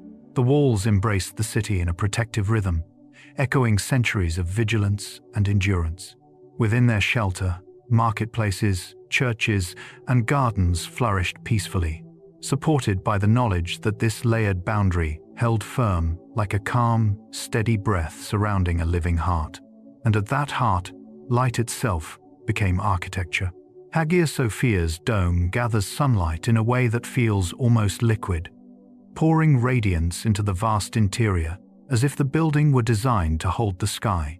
Engineers of the Byzantine era developed pendentives to support the dome, creating flowing transitions between square base and curved vault. Modern structural analysis confirms the brilliance of this design, allowing the dome to float with surprising lightness. Inside, mosaics shimmer softly as shafts of illumination drift through narrow windows at the dome's base. Incense swirls upward in thin ribbons, catching glimmers of gold tesserae embedded in walls and arches. Footsteps echo gently across marble floors, veined like distant rivers. The entire space breathes with a serenity that blends physics, devotion, and artistry. Hagia Sophia feels less like a monument and more like a luminous thought suspended in stone. And far to the north, another world read meaning from the open horizon. Vikings navigated long distances using knowledge carried in sun paths, wave patterns, cloud formations, and bird flight. Recent studies of sunstones, calcite crystals capable of polarizing light, suggest sailors may have used them to locate the sun even through fog or twilight. On deck, the experience of navigation was quiet and attentive. The soft creak of timber, the rhythmic pull of oars, and the glitter of reflections dancing on cold waves. Crews watched the color of seawater shift with depth, the shape of swells hinting at hidden currents. Seabirds circling overhead signaled land long before coasts appeared. Navigation became a meditative act, listening to the sea, reading its moods, and moving in harmony with its vast, slow pulse. Their journeys carried not only explorers but also stories, songs, and memories across northern oceans, shaped by wind and wandering light. And in the warm tropics of Southeast Asia, another empire shaped its world through water. The Khmer Empire built Angkor as a harmony of temples, forests, and water systems, stretching across the landscape like a quiet web. Vast reservoirs known as barais collected monsoon rains, feeding canals that irrigated rice fields and stabilized the region's ecosystem. Satellite studies reveal how these hydraulic networks balanced seasonal floods with dry periods, creating a sustainable rhythm that supported millions. Walking through Angkor's temples at dawn, one hears cicadas humming, leaves rustling, and the soft echo of footsteps along sandstone galleries carved with celestial dancers. Reflections of towers ripple in still pools where lotus blossoms drift lazily under morning light. This engineered landscape blended human intention with nature's pace, creating a civilization that thrived through balance rather than conquest. Angkor felt like a place where time slowed, shaped gently by water's continual return. And across medieval Europe, quiet rooms preserved the memory of ages. Monasteries became sanctuaries for knowledge, their scriptoria lit by narrow windows where cool daylight fell across parchment and ink. Monks copied ancient Greek, Roman, and early Christian texts with slow, steady strokes, maintaining traditions of learning during turbulent centuries. Studies of surviving manuscripts reveal meticulous handwriting, mineral pigments that glow softly even today, and margins filled with thoughtful annotations. Inside these stone buildings, the atmosphere was hushed. The faint scratch of quills, the turning of pages, and the scent of vellum warmed by flickering lamps. Gardens outside rustled gently with herbs used for inks and medicines, offering both fragrance and calm. Through their careful labor, monks created bridges between past and future, allowing fragile ideas to flow across time like a quiet stream. Their work kept civilizations connected through words preserved in peaceful patience. Baghdad, during the Abbasid era, grew into a gentle constellation of learning, famously centered around the House of Wisdom, where scholars translated, debated, and preserved knowledge from across the known world. Manuscripts from Greek, Persian, Indian, and earlier Arab traditions were copied onto smooth parchment that rustled softly as pages turned.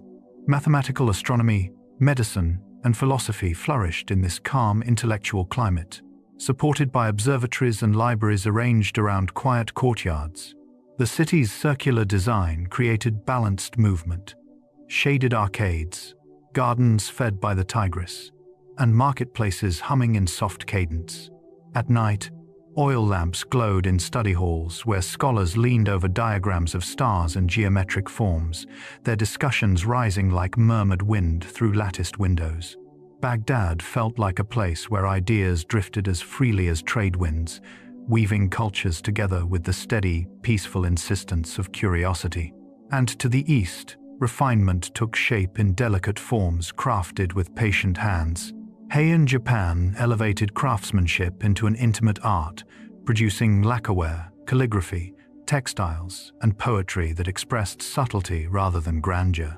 Artisans prepared natural pigments from minerals and plants, their colors brushed onto paper or silk with slow, intentional strokes. Literary diaries describe quiet rooms where light filtered through shoji screens, illuminating ink that shimmered like midnight water. Clothing woven from silk flowed softly around the body, decorated with motifs inspired by mist, blossoms, or gentle river currents. The aesthetic of Miyabi grace and refinement guided daily life, encouraging attention to fleeting beauty. The sound of a koto string fading into silence, or the movement of petals drifting along palace walkways. Heian art was not meant to overwhelm. It invited contemplation, inviting viewers to step into a world where elegance bloomed in small, tender details. And the spaces these artisans inhabited reflected a similar openness to air and light. Traditional Japanese wooden architecture embraced the natural world through verandas, sliding doors, and raised floors that allowed breezes to flow freely. Studies of timber joints reveal a sophisticated joinery system that avoided nails, allowing buildings to flex gently during earthquakes while maintaining structural harmony.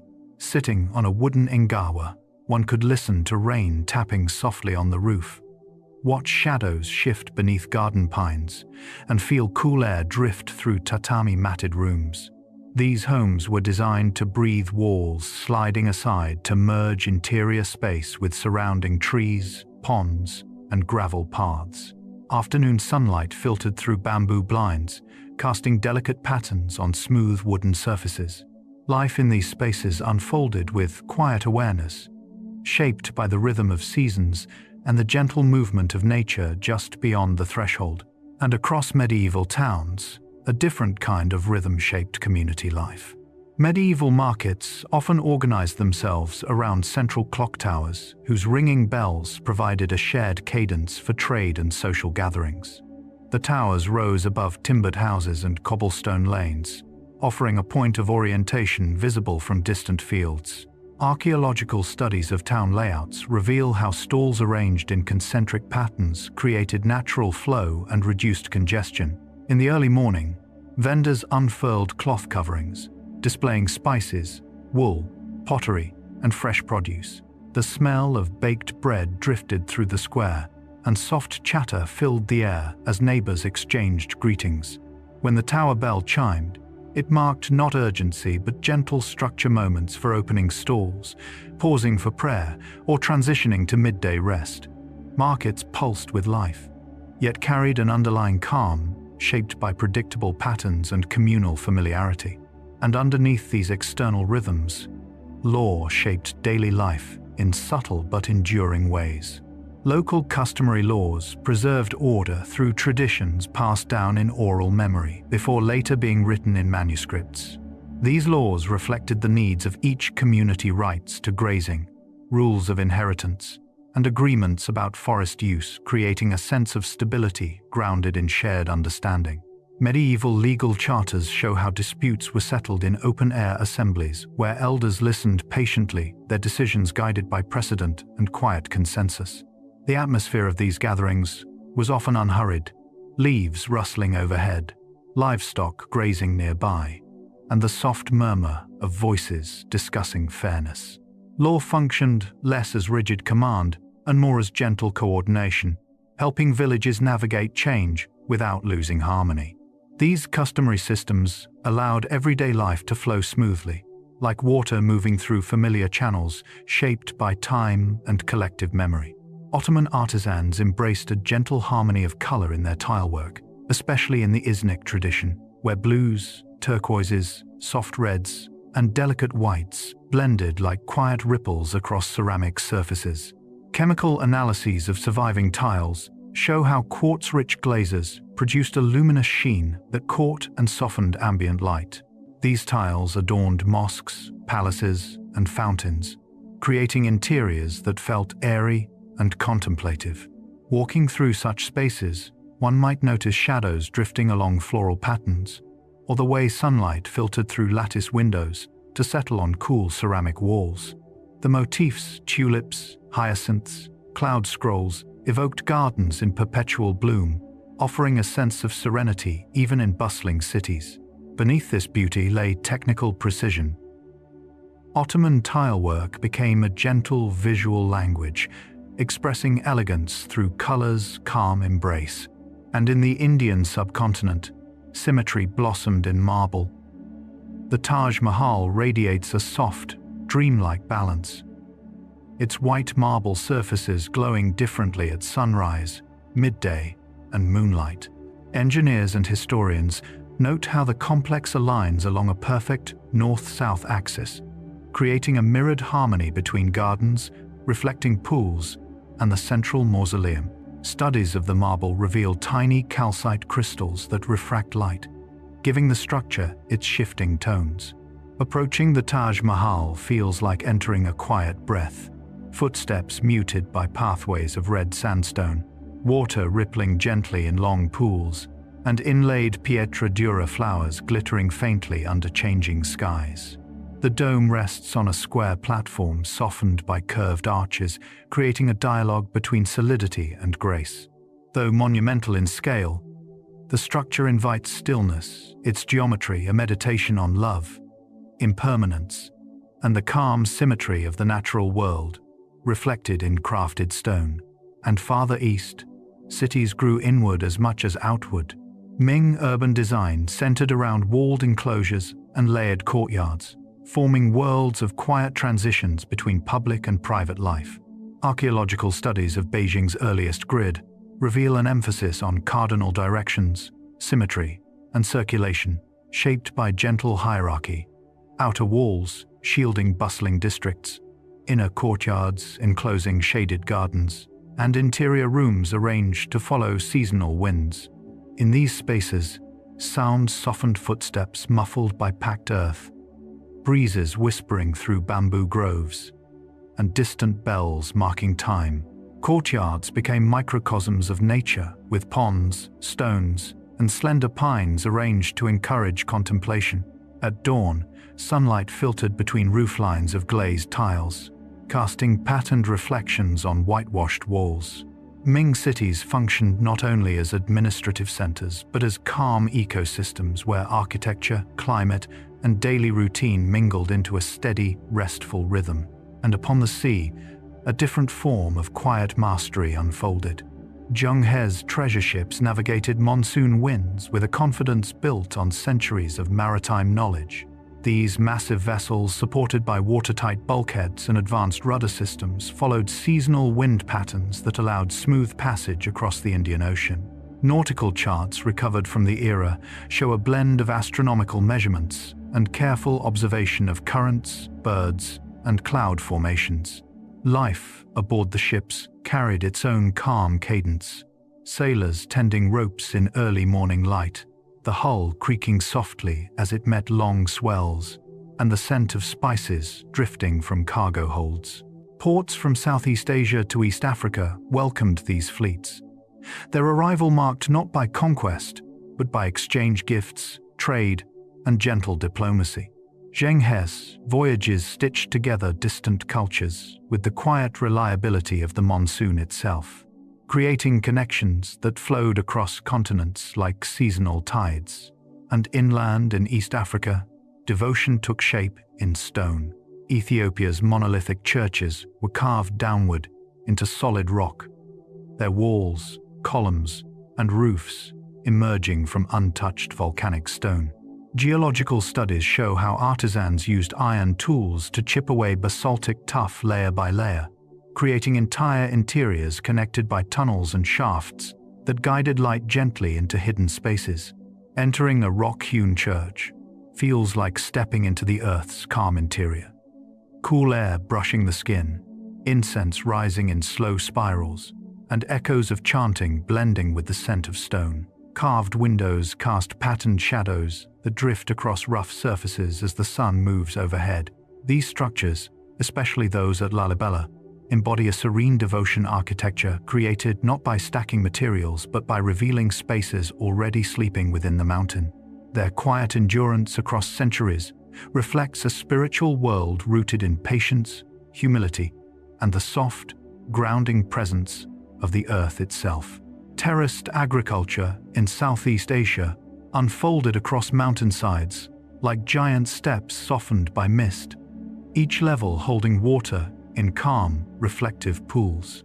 Ethnographic and soil studies show how these terraces minimized erosion, conserved moisture, and created microclimates ideal for rice cultivation. Early mornings revealed farmers moving slowly along narrow earthen ridges, their silhouettes drifting through vapor rising from newly flooded paddies. The whispered trickle of irrigation channels and the gentle splash of planting created a rhythmic soundscape that blended with bird calls echoing from nearby forests. As the sun climbed, terraces glittered like layered mirrors stacked toward the sky, reflecting clouds drifting lazily overhead.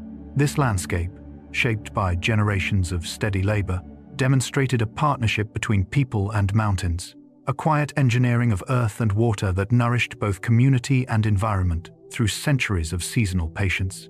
And to the north, another form of balance was shaped into the line of a roof. Late imperial Chinese architecture favored sweeping, upturned eaves that gave buildings a light, almost floating presence. Structural studies reveal how bracket systems distributed weight with elegant efficiency, allowing roofs to stretch outward without heavy support. These curves were more than aesthetic.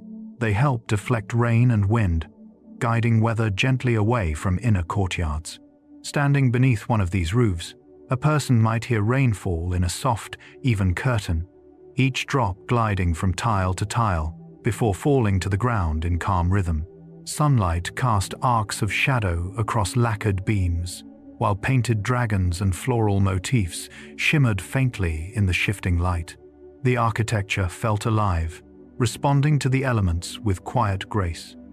In these buildings, space, structure, and nature entered a conversation shaped by centuries of refined intuition, and within these spaces, written form became an art of motion. East Asian calligraphy spread from scholars' desks to imperial courts, flowing across borders with a quiet authority shaped by brush, ink, and breath. The act of writing became a meditative practice, inkstone grinding, producing a soft, granular sound, the brush absorbing pigment until its tip glistened, and each stroke laid with controlled, mindful movement. Linguistic studies show how calligraphic styles encoded personality and emotion, turning script into a visual language of rhythm and energy. In palaces and academies, scrolls unfurled to reveal characters that danced between bold sweeps and delicate threads. Courtiers admired not only meaning but cadence, the pause between strokes, the balance of white space, the gentle tapering of line. Calligraphy connected writing with nature, echoing the flow of rivers, the curve of bamboo leaves, and the pulse of wind. It became a soft-spoken bridge between thought and beauty, shared across cultures. And far across the ocean, navigation unfolded through stars and swell. Polynesian wayfinders crossed immense Pacific distances, using a knowledge system rooted in memory, observation, and the living sky. Ethnographic and oceanographic studies confirm how navigators read star paths, ocean swells, cloud formations, and the flight of seabirds to determine direction with extraordinary accuracy. Nights aboard voyaging canoes felt both vast and intimate, constellations rotating above like slow-moving maps, waves brushing the hull in steady intervals, and navigators chanting star names in gentle repetition. The canoe moved as part of the sea's rhythm, guided not by instruments, but by an embodied understanding passed through generations. Landfall often came as a whisper, shadows of distant islands appearing at dawn, scents of vegetation carried on warm winds. Polynesian navigation was a quiet triumph of attentiveness, a dialogue between sky and water that revealed the world through calm connection. And as the world expanded, traditions adapted without losing their grounding. The transition into modernity for many civilizations was not abrupt but soft, unfolding through gradual blending of old knowledge with new ideas. Anthropological studies describe how communities integrated technologies, metal tools, printing, navigation instruments, while preserving rituals, stories, and crafts that defined their identity. In villages and cities alike, elders taught children songs and dances under electric lights. Artisans carved traditional motifs into newly available materials, and ancient festivals continued alongside modern calendars. The experience felt like walking along a shoreline where two tides meet, gentle waves of innovation touching the enduring sands of heritage. People carried forward the calm wisdom of their ancestors, while navigating new possibilities, creating a world where continuity and change coexisted in quiet harmony. This flowing transition shaped modern culture not through disruption but through steady, thoughtful evolution. As we reach the end of this long, wandering journey through human civilizations, you might notice a quiet thread connecting every place and every time we've touched, whether it was the stepped pyramids rising from Mesoamerican forests, the curved roofs of late imperial China catching drifting rain, the rock-hewn sanctuaries of Ethiopia breathing coolness from the earth, or the terraced fields of Southeast Asia shimmering like layered mirrors. Each civilization was shaped by a simple, universal desire: to create a gentle space where life could unfold with meaning, continuity, and care. Our ancestors lived in landscapes that varied from desert dunes to dense jungles, from mountain ridges to fertile plains. But across all those environments, the rhythm of human hands, human voices, and human imagination moved with a similar softness. Every society, no matter how different, tried to understand its world and shape it just enough to shelter life without breaking the balance surrounding it. If you imagine all these civilizations from above, as if drifting slowly across time, you might see them like constellations, shining gently for a while, leaving behind patterns of stone, stories, and memory that still glow faintly today. You can picture Sumerian canals threading through quiet fields, Egyptian calendars following the rising of Sirius, Greek temples turning sunlight into geometry, and Roman arches stretching open the space beneath the sky. You can imagine the Maya watching Venus shimmer above their observatories, the Inca tending crops carved into mountainsides, the Nubians guiding boats along the Nile, and the Vikings listening to the low hum of northern seas. In each of these moments, people were doing something deeply familiar, paying attention to the world, learning its rhythms, and building their lives in harmony with the land, the water, and the sky. When we look back through thousands of years, it becomes clear that civilizations were never just monuments or empires. They were networks of small, gentle actions, repeated across generations. A potter smoothing the curve of a clay bowl, a monk turning a page in a dimly lit scriptorium, a farmer feeling soil between their fingers before planting the season's first seeds, a navigator raising their eyes to the night sky and recognizing a star that would guide them home. These quiet gestures, multiplied over centuries, created the cultures we admire today. And what remains most striking is not their power, but their calm persistence, the way knowledge, craft, and memory flowed steadily from one generation to the next, like a river that never rushed and never stopped. As you breathe slowly and settle deeper into stillness, you might feel how this long history gently folds around you. Every idea that survived, every tradition carried through time, was once held in the hands or the voice of a single person who lived their life moment by moment, just as you are living yours now. Civilizations were shaped by people who loved, rested, dreamed, and wondered. People who listened to the sound of rain on rooftops, who watched the moon rise over distant hills, who sat together around evening fires. They looked at the world with curiosity softened by patience, and that softness, more than any monument, became their lasting legacy. Tonight, all of those lives drift quietly alongside you. The world feels large, but human experience has always had a gentle core, the desire to understand, to create, to belong, and to rest. Every civilization you visited offered a different expression of that same longing, and as their stories settle inside you, they may feel less like history and more like a slow, soothing rhythm, one that has traveled across continents and millennia to arrive here in this quiet moment with you. So let the weight of time become light. Let the voices of ancient builders, farmers, artists, and navigators fade into a soft hum. Let the images of stone walls, terraces, domes, markets, and star-filled seas drift outward like lanterns on calm water. You are not at the end of the journey. You are simply resting beside it, breathing in the gentle truth that humanity has always known how to make beauty from the world, and peace from the passing of days. And now, as these 100 civilizations settle into silence, you can let yourself drift too slowly, softly, into sleep. Good night.